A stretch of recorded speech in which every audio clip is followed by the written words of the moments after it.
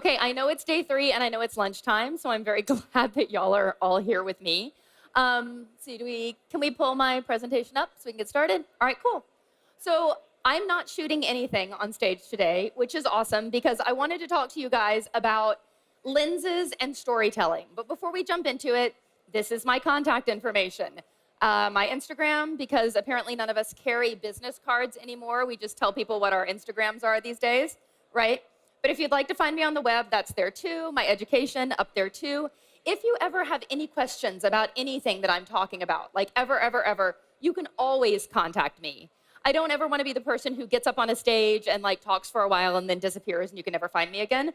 So if you go home and you're looking through the notes that you wrote down and they don't make any sense at all, as do all of my notes when I leave a convention, you can always find me. You can DM me on Instagram. You can ask me anything you want. If I am not here or at a wedding, I'm pretty much on the computer. So what we're going to talk about today is lenses for storytelling. And the reason why I started putting this presentation together is with all of the talking that I do and all of the educating that I do. Hang on a second. Let me put this in front of my face more. There we go. The biggest question that I get asked, and the question that I see asked in my Facebook group all the time is, well, what's the next lens I should buy? Right? Like, well, I have a 24-70, and what should I buy next? And then everyone gives all different kinds of advice, like, oh, you need a 70-200, or you have to have a 35mm prime. But if you look through all of the advice that people give, all of these lenses are wildly different, and they all have wildly different looks and wildly different uses. So I see so many, both new photographers and existing photographers who are expanding their kits out, just buying lenses based on what other people are recommending that they do. And I'm not gonna lie, that's exactly what I did. That's how I started my kit. We're gonna talk about that and the mistakes that I made. So hopefully, my goal in all education is for me to tell you all of the dumb things that I have done in the past so that you don't do those dumb things too. Yay, education. So this is not the question you should be asking. The question you should be asking yourself is, what story am I trying to tell? You wouldn't decide one day that you wanted to paint watercolors and just go to the store and just buy a bunch of supplies without thinking, well, what do I want my art to look like? And what's the final feel that I want? And you would buy the supplies that you needed to create the art that you wanted. Lenses are pretty much exactly the same. So let's just jump in and start talking about it. For example, what story am I trying to tell here? Each of these two images, side by side, tell a really different story. The image on the left, you've got the couple and they're snuggling, but there's also scenery and the city, and you get a really strong picture of where they are in place and in time. The image on the right is a much more intimate image. It's much more close up of the couple. The background is not quite as prominent. The difference between the two is nothing other than a lens change. The image on the left is the 35-1.4. The image on the right is the 135-2.0. I couldn't tell the story on the right with the lens on the left and vice versa. And before somebody stops me and says, well, you could use the 35-1.4 and you could just get closer to your subjects, you could, but I don't want you to feel like all you need to do is buy one lens and just run around all the time. Another kind of side-by-side story, these are also two incredibly different stories. Image on the left, beautiful fairy tale bride, lovely scene. You get a good sense of place. The other image, more of a sense of place. You get a sense of your subject in the environment that they're in. The difference between the two, 135mm 2.0, and again, 35-1.4. So you can really change up not only the look of your image, and that's what I feel like people really get stuck on. They're like, oh, well, they look different, but they also tell different stories. So when I'm grabbing a lens and I'm putting a lens on my camera on a wedding day, I'm consciously thinking of the narrative that that lens is going to help me create. More examples, because I love them. I know this will come as a great shock to you. Image on the left, 35-1.4. Image on the right, 135-2.0. These are different stories of different moments, right? But it's the same people, it's the same wedding day, and I haven't moved at all. I always shoot with two cameras, always. My preferred camera is the EOS R. It is amazing. If you haven't tried it, you should try it. You will love it. But I have a holster, and I have one camera on each hip, and I change the lenses that I use back and forth. So at this shoot, on one hip, I had the 35-1.4, and on the other, I had the 135-2.0, enabling me to go back and forth between storytelling modes without having to stop and fumble with a bag and change a lens and all of that good stuff. So, to me, in my arsenal, the wide-angle lenses that I use, I pull them out to tell a deliberate story. And that story can be anything from wanting to get right up close on my subjects and using the distortion of a wide-angle lens to force this feeling of intimacy, right?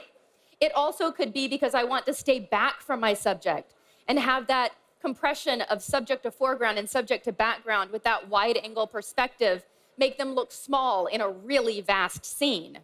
That's why I'm gonna reach for a wide angle. Not just because, oh, well, I'm in a church and like the priest said that I could stand by the front pew, so I guess I'll just use my 24-70 here, which is how I used to think about it. Or I might grab a telephoto or a zoom lens, and that's because I want to compress my background behind my subject. I want to make it look like they're super close to the city behind them when they are nowhere near the city behind them. Or I want to get myself physically out of their space and create a different intimacy with the relationship of foreground and background with a longer lens. So, it's not just about foreground and background. When I started thinking about wide angle versus a zoom lens, I used to think about, well, okay, like I Googled like what is lens compression and what it does to your perspective of foreground versus background. And that's when I started like making different lens decisions of, do I want my background to feel closer? Do I want my subjects to feel far from my background? It's not just about that. When I grab a more wide angle lens and I really get right in there, I'm more part of the moment that's happening, right?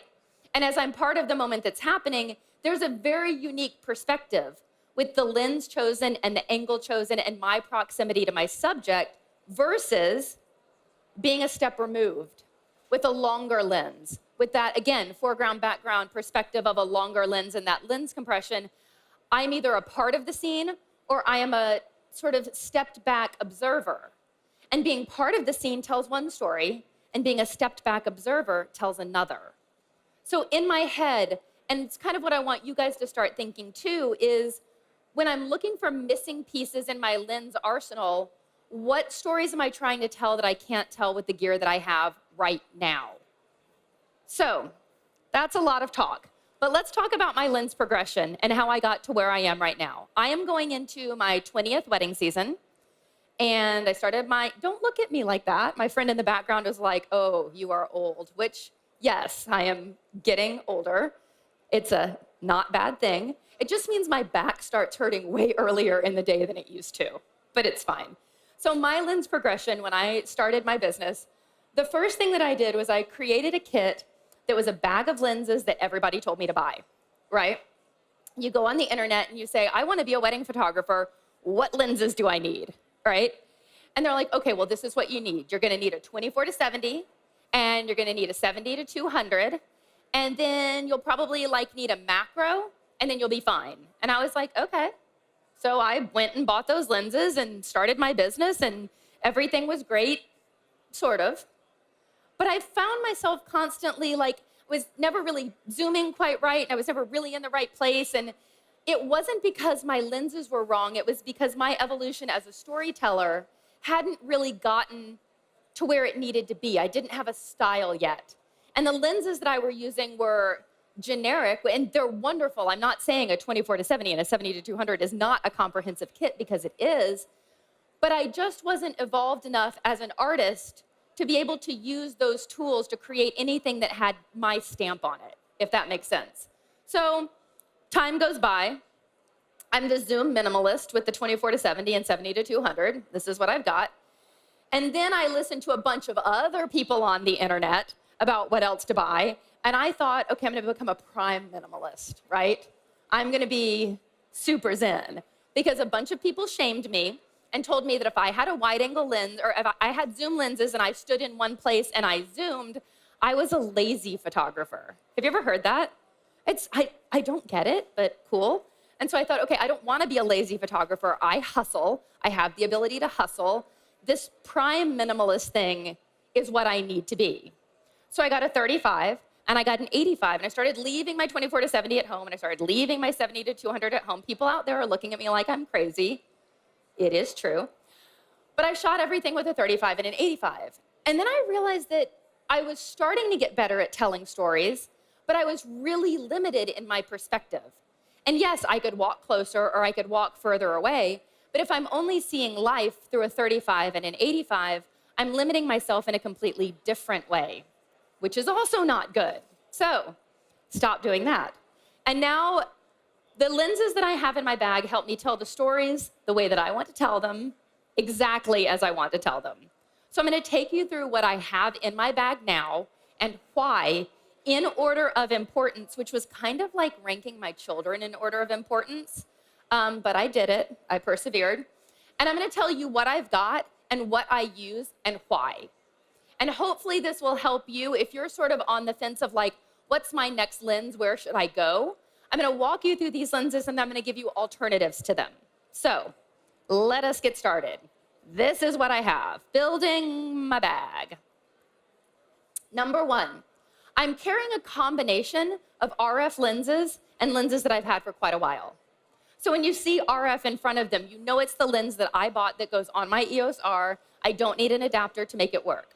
I do have an adapter so that I can use all of my older lenses, which I still really, really love, but I am making the transition over to more RF lenses if possible, because they just are so sharp and incredible. So the number one lens in my bag is the RF 24 to 105 f4. And it might come as a surprise to you, I don't actually own a 24 to 70, and I don't really have any plans to buy one because I never really pulled that lens out.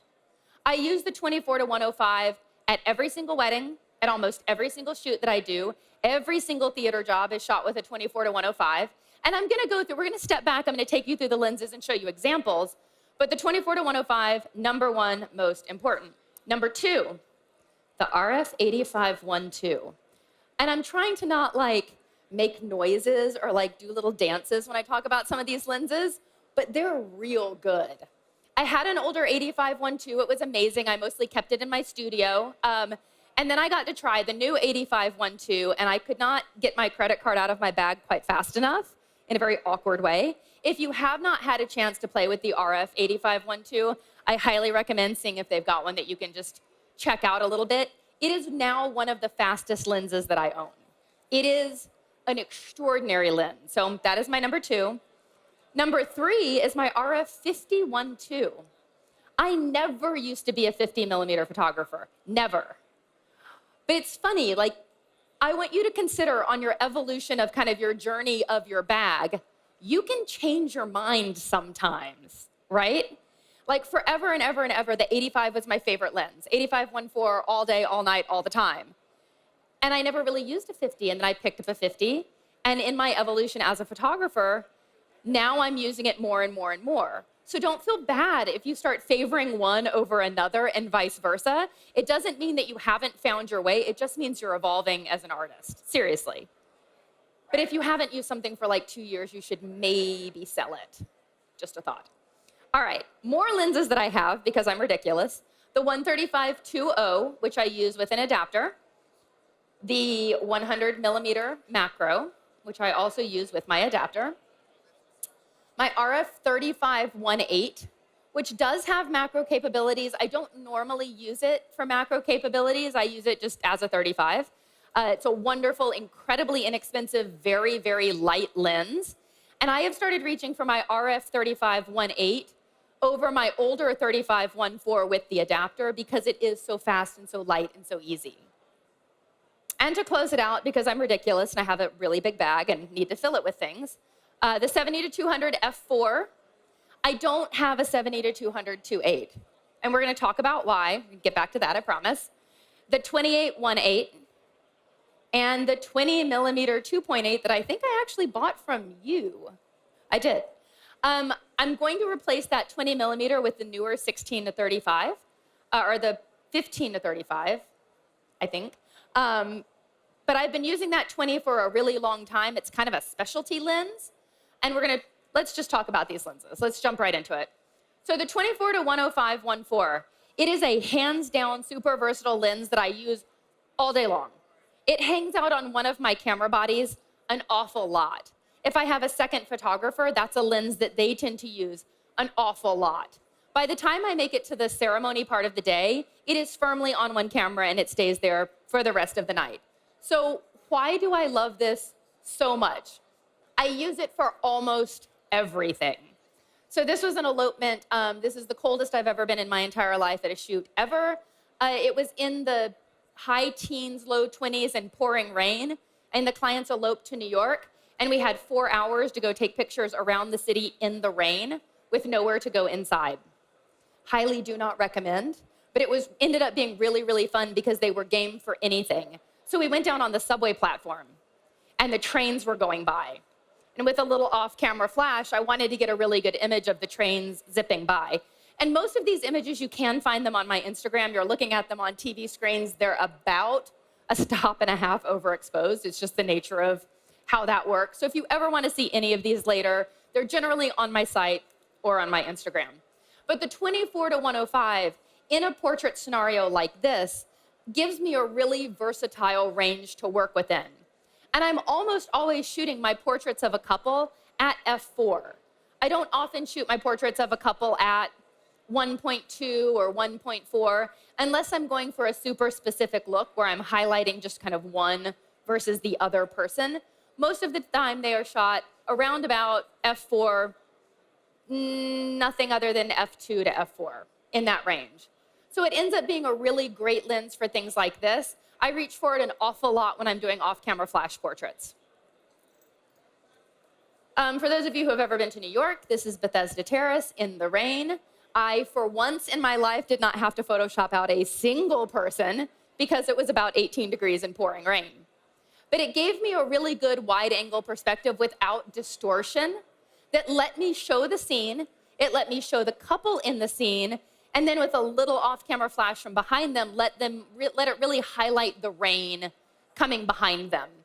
And what I love about this lens is I really am happy at the 24 millimeter width because it's wide enough without being so wide that I find myself losing my subjects or worrying about distortion on the sides.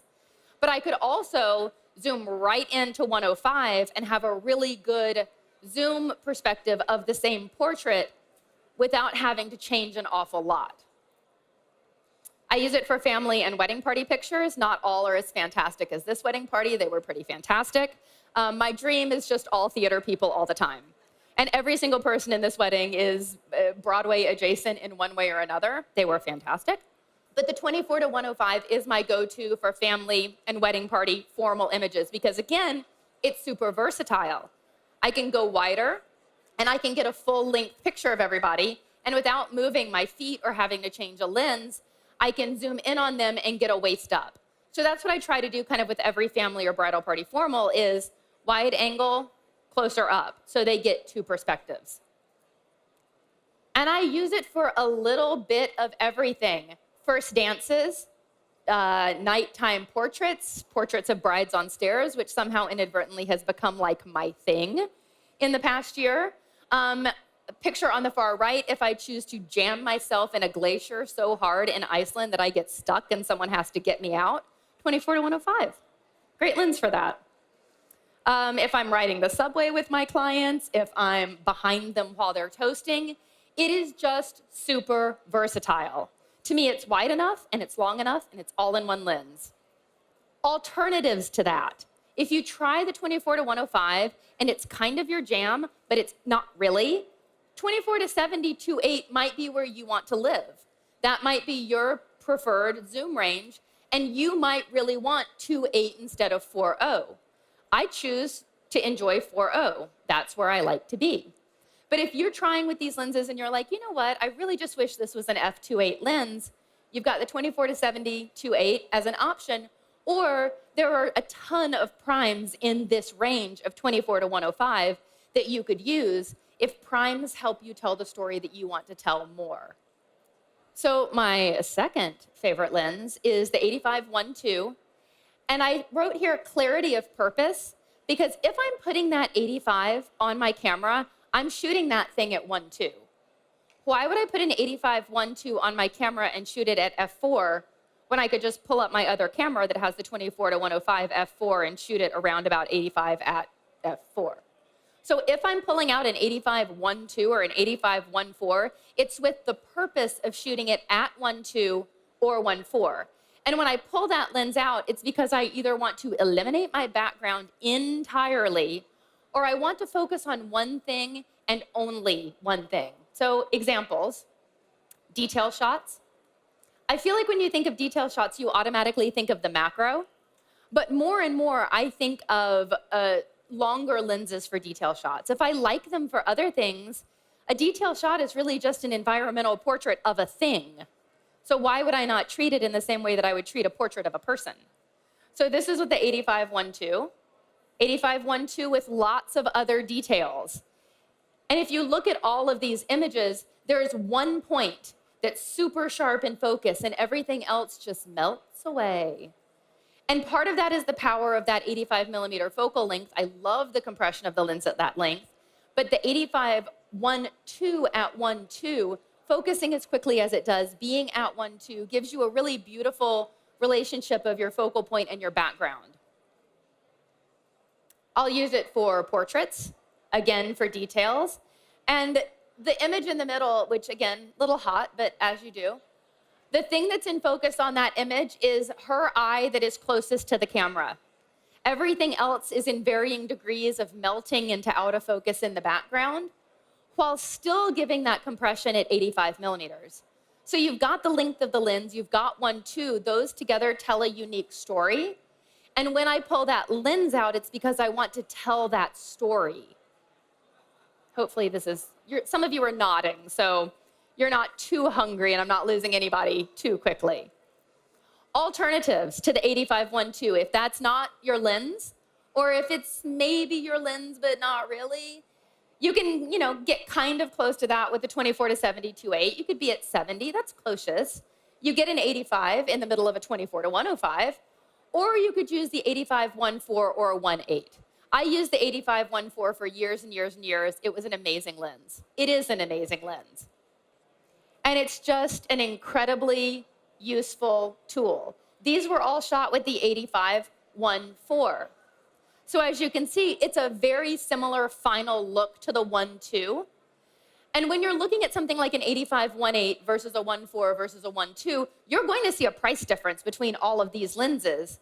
When I'm thinking about which one I want to buy, I look at the price difference between them and I think, is this price difference worth it to give me 1.4? Or is it worth it to give me 1.2? And to me it was, so it was a worthwhile investment for me.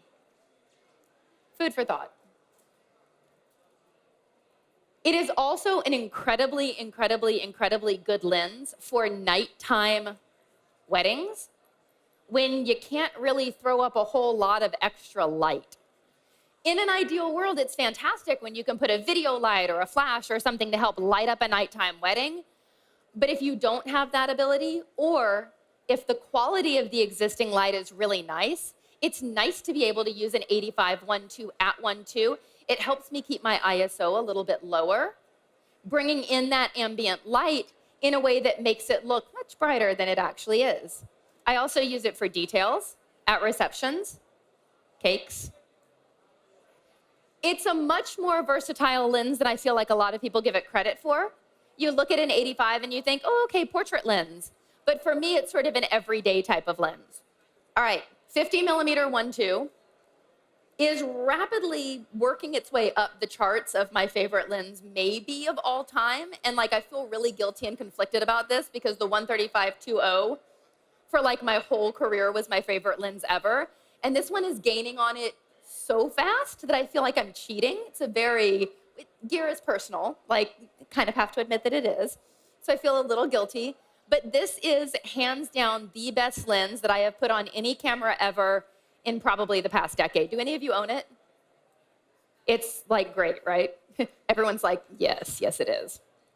And I use it all day long. I thought, oh, okay, this will be a fun prep lens for maybe dark rooms when they're getting ready. But I now use it almost all day, all the time. And it is this amazing perspective, both with focal length and f-stop. So the combination of the 50 and the 1.2 gives me this incredible relationship of subject and background that tells a very unique story. So let's say if your clients, when it's, I don't know, 105 degrees outside in July, they want to go to Times Square for their wedding day pictures. After you end up having an aneurysm and freaking out over how are you going to do Times Square at like 2 o'clock in the afternoon when it's 105 degrees and everyone is there because it's summer, the 51.2 was an amazing choice. You can tell where they are. You have a sense of place. You have a sense of time, but the focus of the story is entirely on the couple. So it's just wide enough that I've got my scene in it, but at 1.2, my eye goes straight to my subjects. And I really, really love that perspective. And to me, this is telling a very specific story, namely, please don't ever make me do this again. This was really hard. Although, honestly, it does. This 51.2 does make difficult situations a lot easier. This is in Iceland. This is literally me living my best dream ever, which is, you guys get this. It was the couple, one friend who married them in a pagan ceremony, and me. And that was it.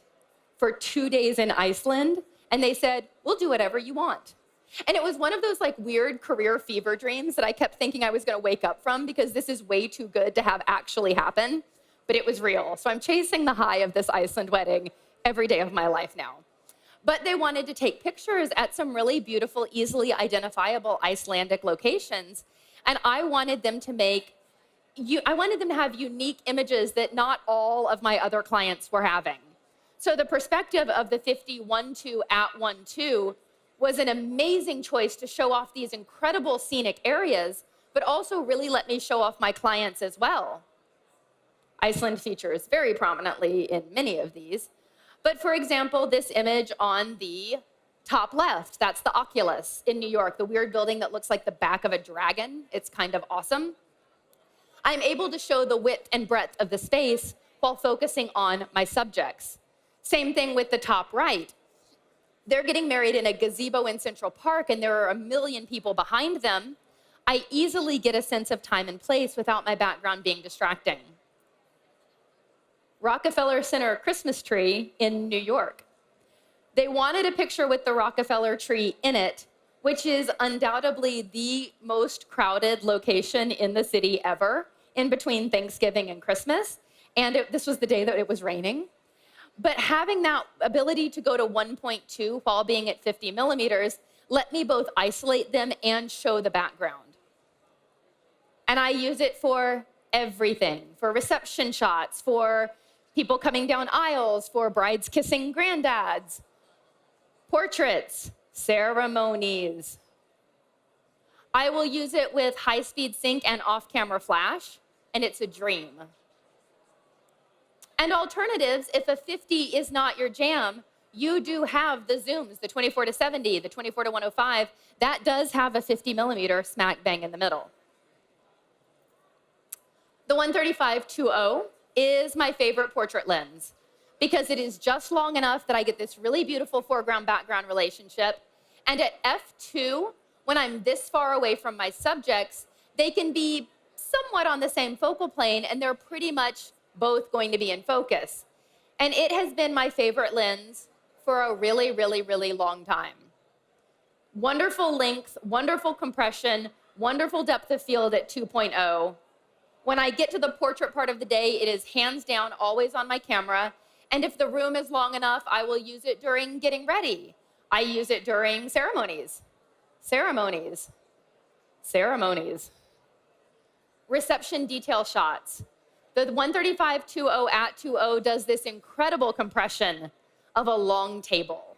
It's so beautiful. All different types of details. First dances.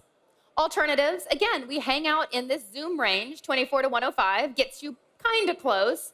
70 to 200, got 135 in there. Or the 100 millimeter macro actually makes a pretty great portrait lens. Speaking of the 100 millimeter macro, anytime I'm going to be shooting details pretty much smaller than my fist, that is my go-to lens.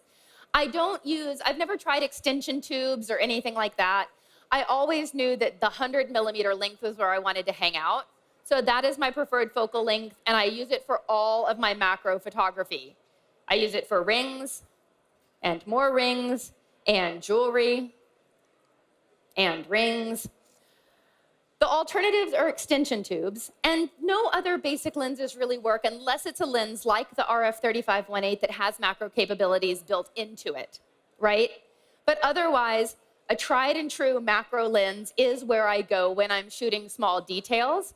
It maybe only gets pulled out of my bag for 15 minutes a day, but it is one of those invaluable tools that for those 15 minutes, it is the thing I desperately need. And I use it at every single event I shoot. The 3518, just wide enough. When I need just a little kick wider than the 50-1.2, I'll use it for prep and prep and prep. I'll use it for reception details. I'll use it for portraits. I'll use it for ceremonies. I'll use it for wedding party photos. It's just a really good, versatile place to be at 35. And at 1.8, the RF version is incredibly, incredibly, incredibly sharp. And it lets me tell a really deliberate story. You've got alternatives, 24-105, 24-70, and my 35-1.4, which I can still absolutely use with an adapter. It's not broken. It just hasn't left my studio in a couple months. 70-200 f4, multi-purpose telephoto lens. It's a little bit of everything. And the reason why I have the 70-200 f4 versus the 70-200 2.8 is when I had the 70-200 2.8, I was always shooting it at f4. Always. Anytime I started veering towards 2.8, I went to my 135 2.0. So why would I have a lens in my bag that I wasn't ever using?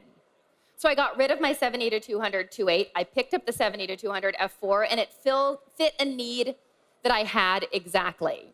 And I've had people be like, oh, well, yeah, it's like so much lighter than the 70-200 2.8. I don't pick my gear based on weight. I literally have a gym membership so that I can do my job. It's cool. And I hate it, to be very clear. And many of you do too, because I just heard some laughter. But because I was always shooting my 70-200 2.8 at f4, it didn't make any sense to own a lens that I wasn't using when a lens existed that I needed. And I use it for portraits and parent dances and toasts and portraits and ceremonies and more ceremonies and introductions and nighttime portraits and more toasts. It's a super versatile zoom lens. I do feel that it's important for me to have a 70-200, but the f4 is where my work kind of hangs out. And again, you're not lazy if you use a zoom lens. They're versatile and awesome. So I can be in one place during a processional of a ceremony and get a wider angle view of someone coming down an aisle. And then without moving my body, I can zoom in closer. I'm not getting up. I'm not getting in front of guests. I'm not being distracting, but I'm taking two completely different images without moving. And you've got alternatives. 24-105 gets you kinda in there. 70-200 2.8, 135 2.0, or again, your 100 macro, which is actually a super solid portrait lens as well. Now, I have a 28-1.8. It is my dancing lens. When we reach the portion of the evening when it is all dancing all the time and everything's done, there's no more portraits to do, there are no more toasts, there's no more anything else. It's just the part where people just kind of hit the bar and then hit the floor. The 28-1.8 is my dancing lens. The end. I don't use a zoom for it. I prefer to stay at 28 millimeters, partly because my on-camera flash is always manual, and I know that I kind of have to stay an equal distance between myself and my subject. And when I use a zoom, I get super sloppy about what that distance is, because let's be honest, it's later in the night and I'm tired too. So I use it for dancing, and it lets me just really get in there and get kind of part of what's going on.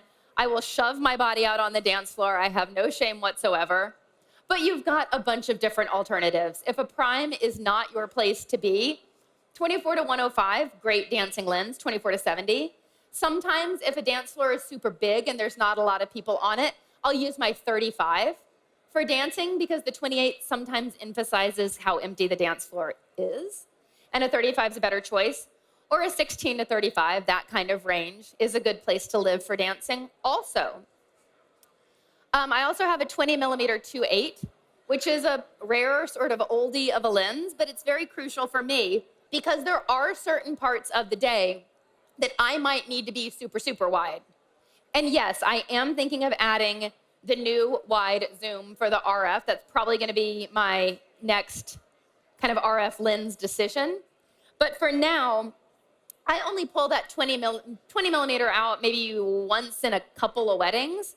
But when I need it, I really need it. Like if I need to show a really big reception space and I want it to look really big, I'll go grab my 20. Or if it's a Jewish wedding and they're going to do a hora and I know that I'm going to get trampled and it's going to hurt my body very badly, and I know I'm going to need to really jam myself out and be super close to the action, because when I have circles of people dancing and I need to be close to the people in the middle, it's way closer than I ever really like to be to subjects, and I've just got to be wide because I've got to get it all. Alternatives, your 16 to 35-ish range. So, the next time you think that you need to buy a lens, I don't want you to go to Facebook and ask what people think that you should buy. I want you to sit down, I want you to look at your work.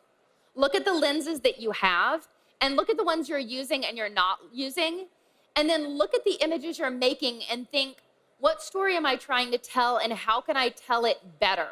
What lenses are going to give me the foreground-background relationship I need? What lenses are going to let me be a part of the action in the way that I want, or be removed from the action in the way that I want? And that's where you should base your next lens decision on, right? Does this hopefully makes a little bit of sense? So once I started thinking about like, gosh, everybody's got a 24 to 70, and I feel like I really need a 24 to 70 because everybody else has one, would I use it? Would it let me tell a story that I haven't told before? If not, I'm not going to buy it. Or I'm going to do the thing that I used to do where I would buy it, get really mad at myself 6 months later, and then sell it at a loss and regret all of my purchasing decisions, and then not buy anything else for a year because I was worried I would make that decision again. My brain is a great place to be. But if you have any questions at all, and if you are thinking about your next lens choice, but you're kind of stuck, I am glad to help you. You can find me on Instagram. My email address is on my website. I am here for the rest of the day. If you find me, please stop and say hi. But I hope this was a little helpful. I hope this might illuminate some lenses that maybe you hadn't tried before and want to give a shot this time around, or just let you think about your storytelling in a slightly different way or your equipment in a slightly different way. So I hope you have a good rest of the show. Drink water, wash your hands, and y'all have a good day.